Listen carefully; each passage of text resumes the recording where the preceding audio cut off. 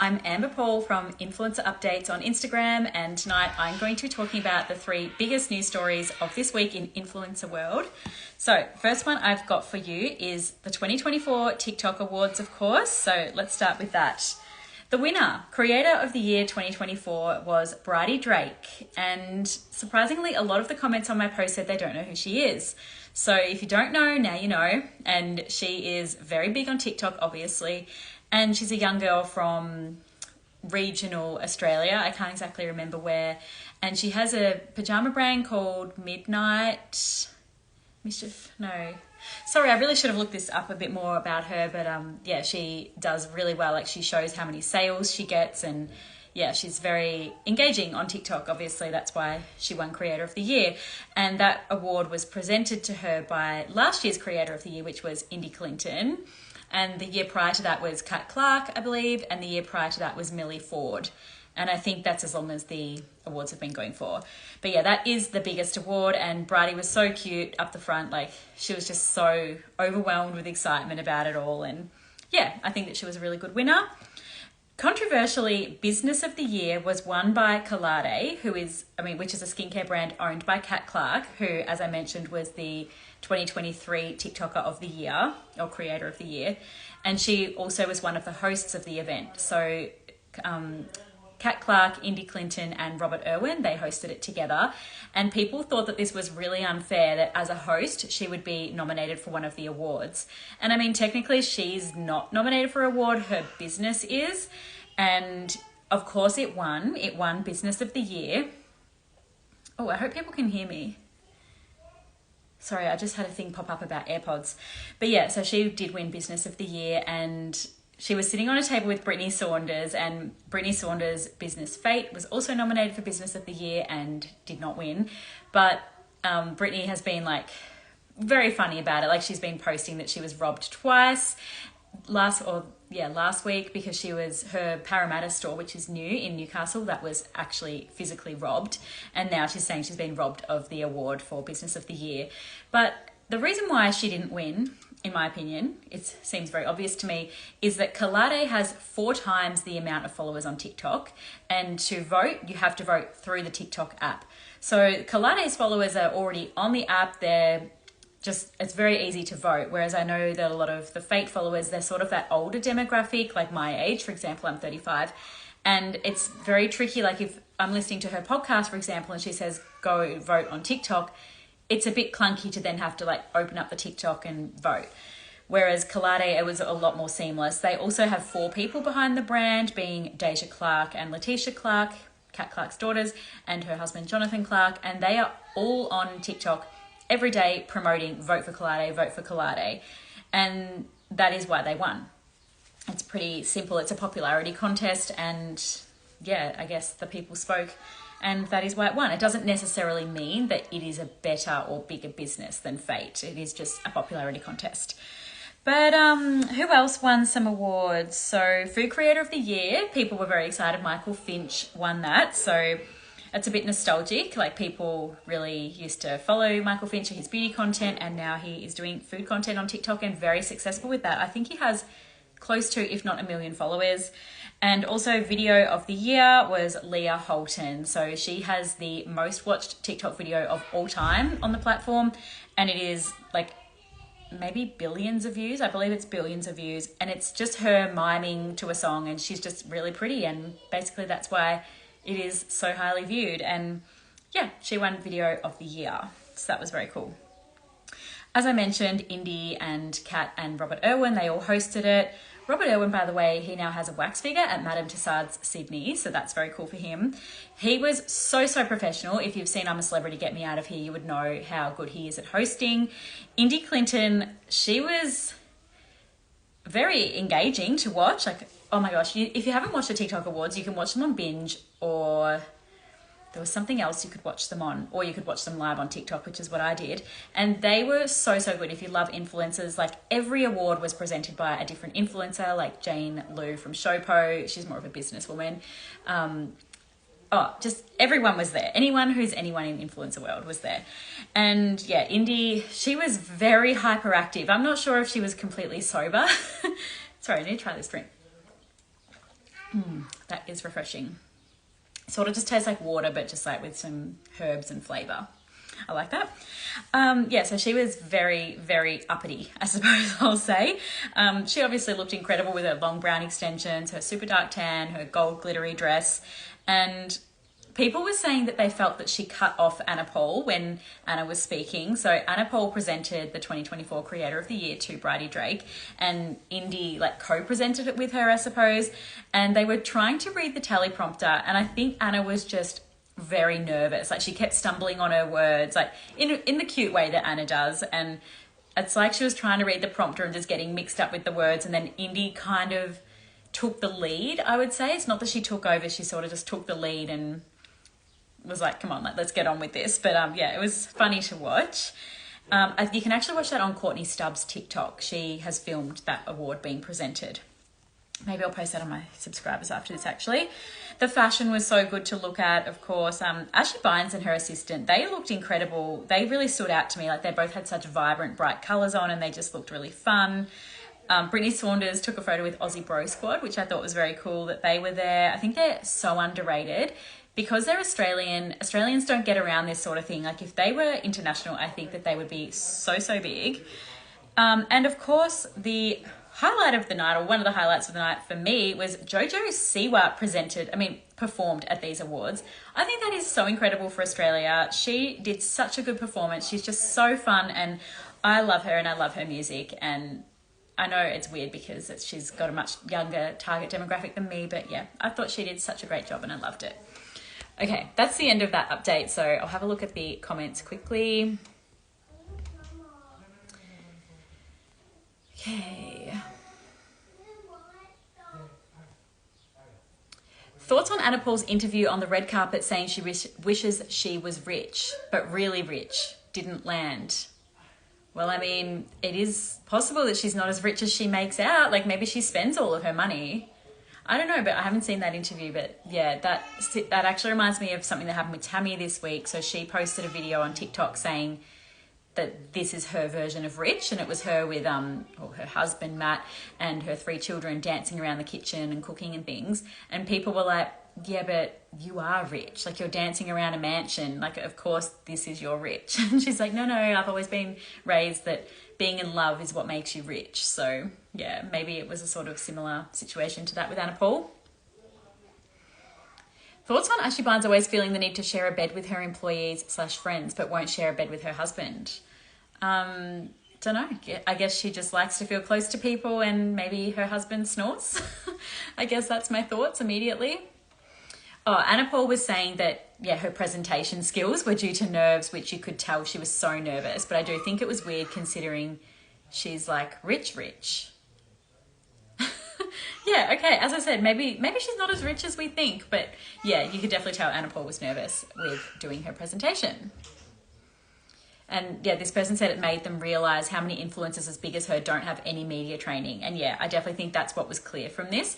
Like, obviously she can talk to the camera fine, but getting up on a stage in front of all those people, knowing you're being streamed live on TikTok.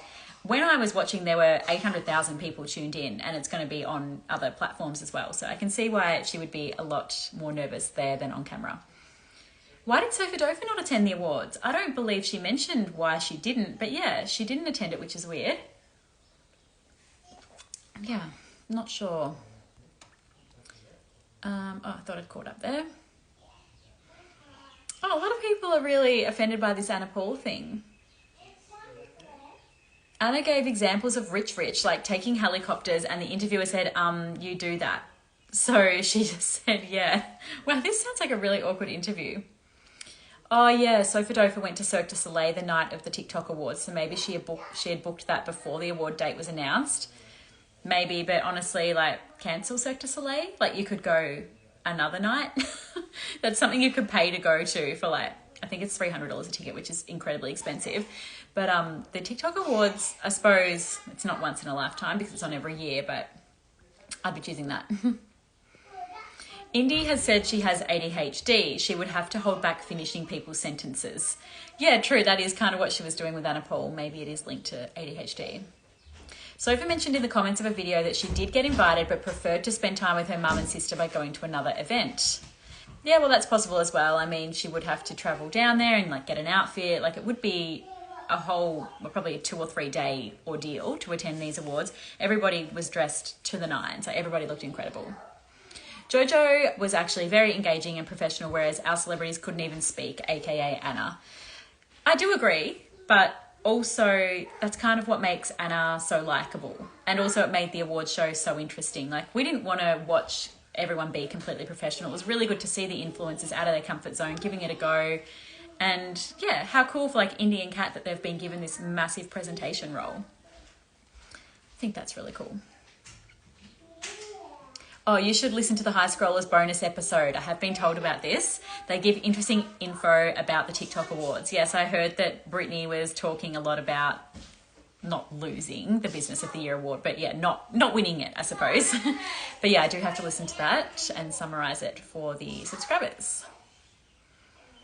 Thoughts on influencers promoting Black Friday sales? Well, I think that is what I would expect from them.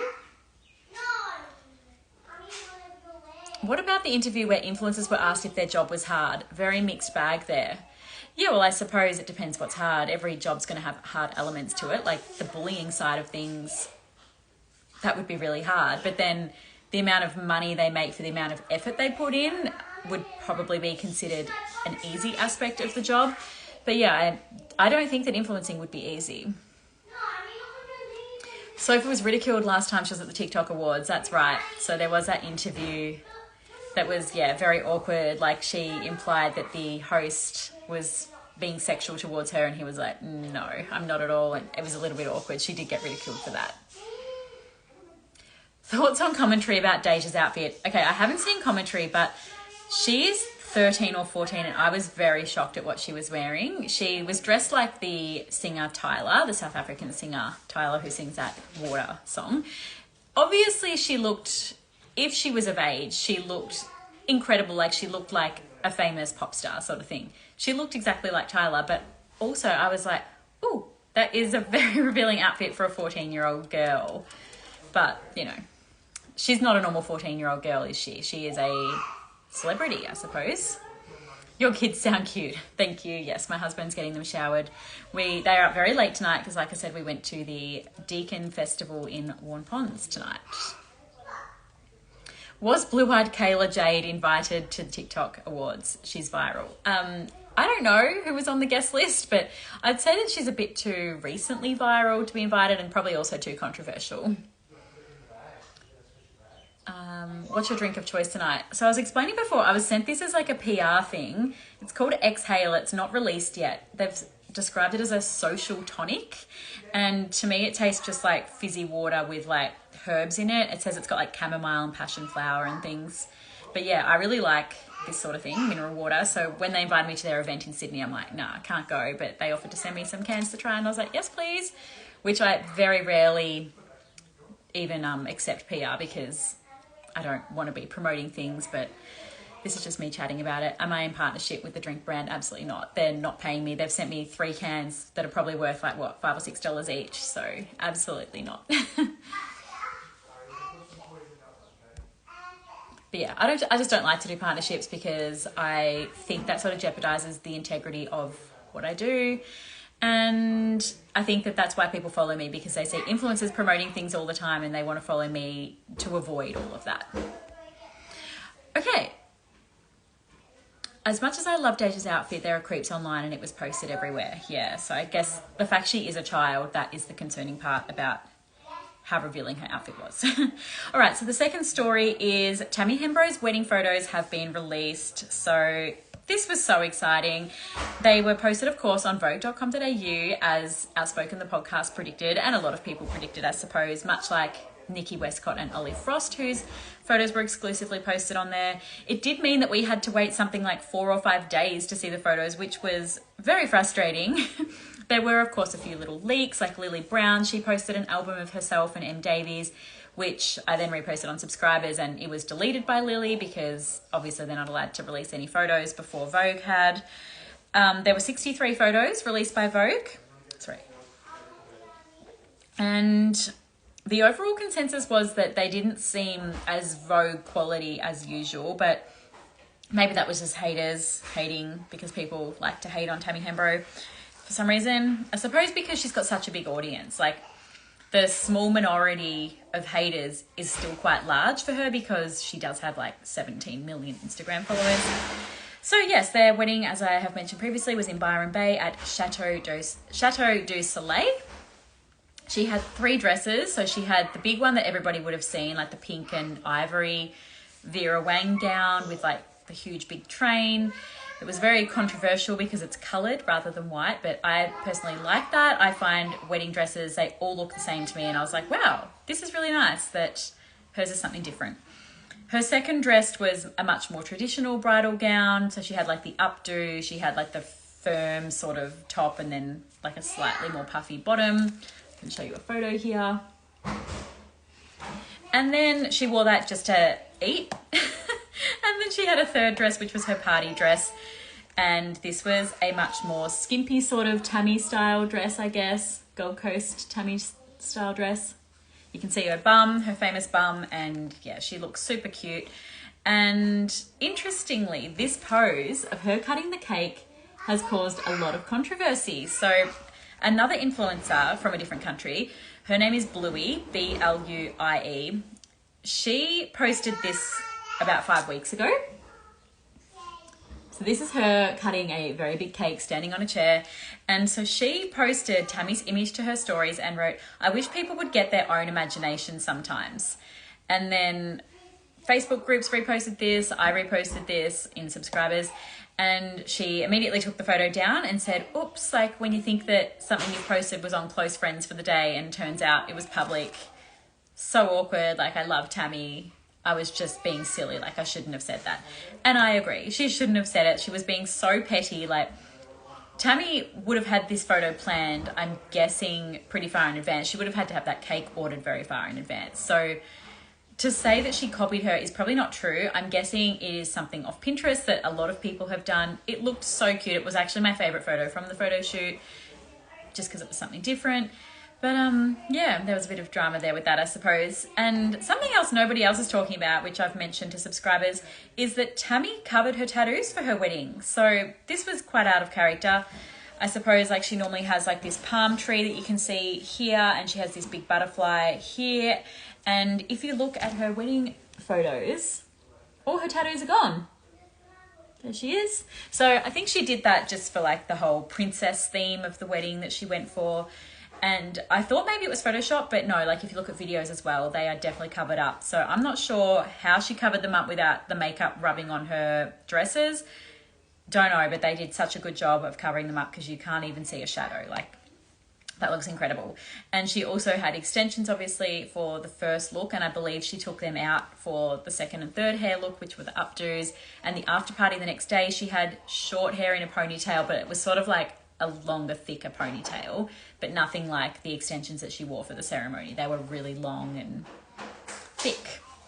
Other photos were, of course, her beautiful little daughters in their cute little puffy pink dresses that were reminiscent of Tammy's baby shower dress when she had Posey. And behind Posey and Saskia were Amy Hembrow's husband and Emily Hembrow's husband, which is just interesting because it's very rare that we see Emily Hembrow's husband on social media, but he was in the vogue.com.au spread.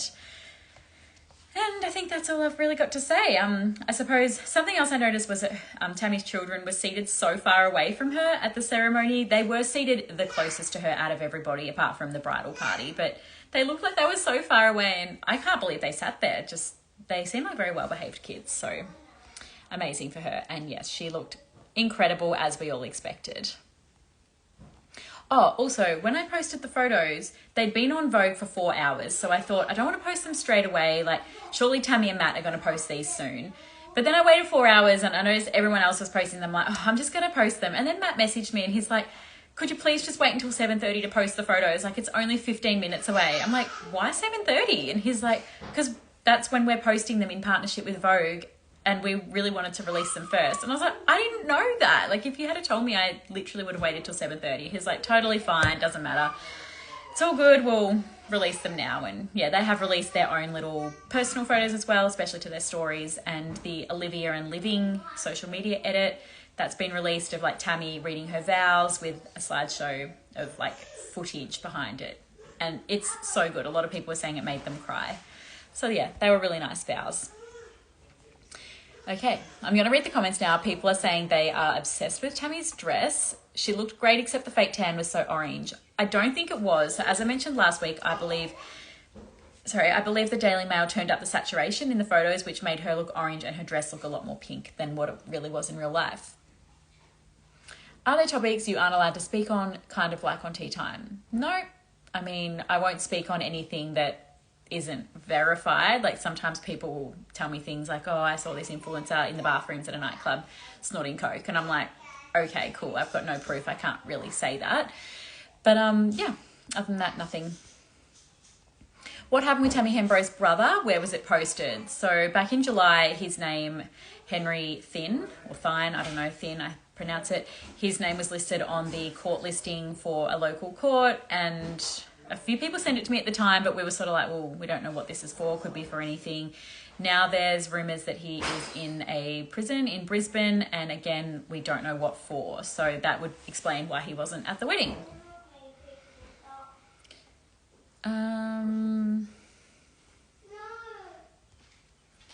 What else? Oh yeah, Reese Hawkins posted shots in a matrimonial shirt in a church. Okay, yeah, so Tammy Hembrow's ex in recent days after the wedding, which is quite ironic timing, he has been posting this new, I think he's got a new fashion brand, or maybe he's modelling for another brand, and it's these like really sexist quotes about matrimony, like marriage, and like a woman being tied up and like gagged with tape and stuff. So it's like a real dig at the whole patriarchy and marriage and everything. So I thought that was very interesting timing, given that his ex-fiancée has just gotten married. Surely Tammy wouldn't even know who that bluey person is. I think she would. Like, there's definitely been a lot of instances in the past where she's posted photos and then people have brought up other influencers and photos that she's copied, but that's okay. I don't think it's illegal to copy someone's photo pose. She has a tattoo behind her ear that was for Jarkoi. All right, I imagine she had that covered up for the wedding too. Maybe she's had it removed. I know that Matt's been getting his Jen tattoo on his bum removed in recent months, so maybe she's getting that one removed and just doesn't want to document it, because then she'd have to like talk about what it was for. Oh, she's mentioned on her Snapchat that she had them covered up. Yeah, right. Well, that makes sense. Someone's saying here that the extensions didn't look great. I don't know. I'm really glad she put the extensions in, because when she cut her hair really short recently and dyed it really blonde, I was like, why would she do that right before her wedding? So I was glad that she put the extensions in. I just thought they looked so, so good. Are you watching Love Island? I'm not. So no, I don't have any tea. Like, people send it to me all the time, but I just don't even understand it because I don't watch it. I used to love it, but I think I'm maybe just getting a little bit old for it.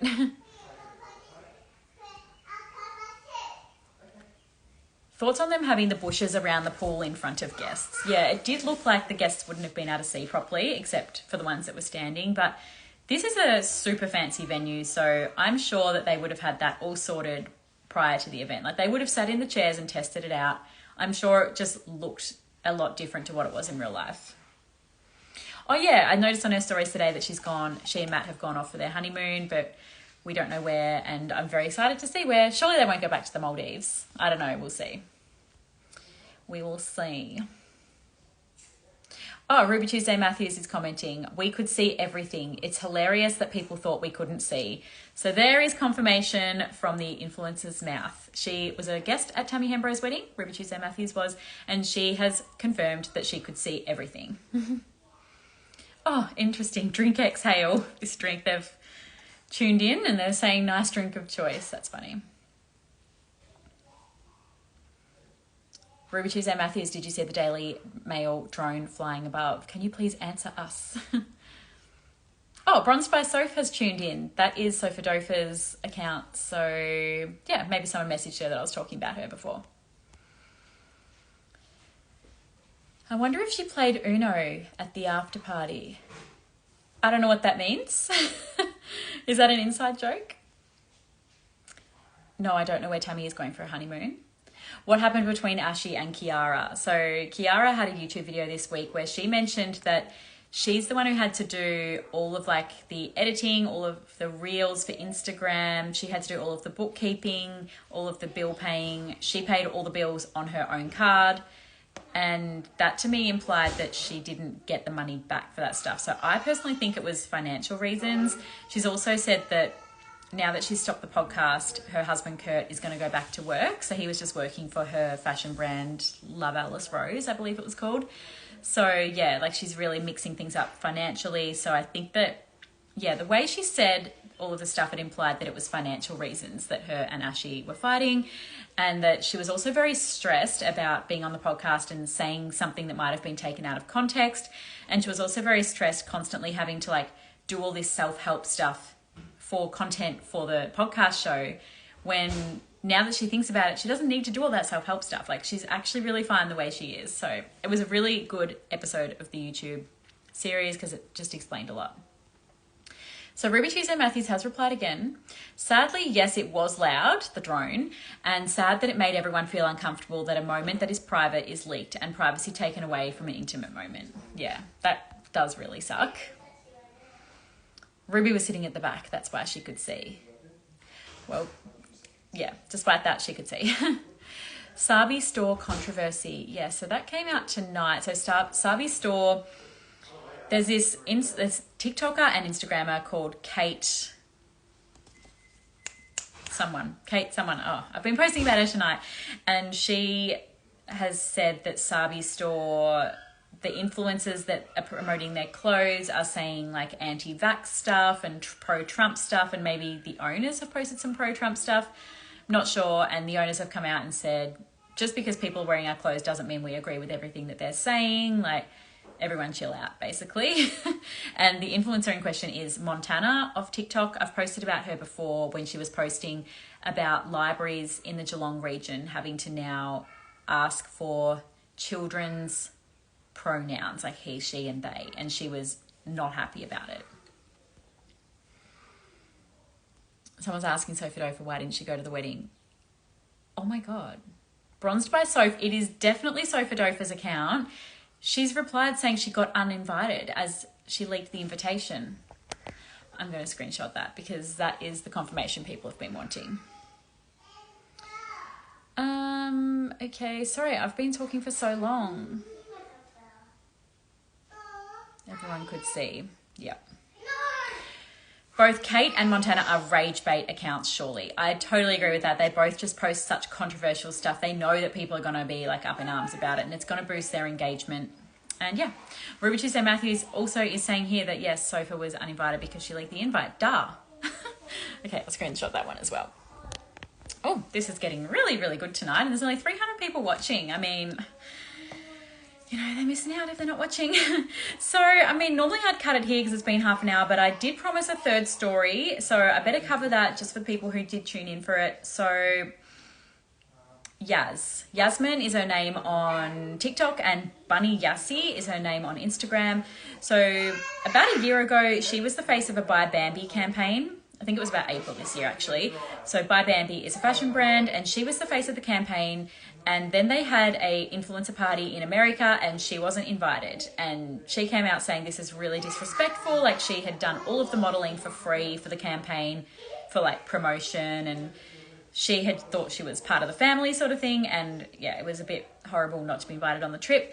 But who was invited on the trip was Sammy Guggenheimer and Izzy Armitage, who were from the Just for Girls podcast. And there's sort of been an online feud between them since then. So people thought that Yasmin would automatically hate Sam and Izzy because they were on the trip and she wasn't. And Yasmin has said multiple times she's not mad at the girls, she's mad at the brand. And just because they support the brand doesn't mean she's mad at them. Anyway, the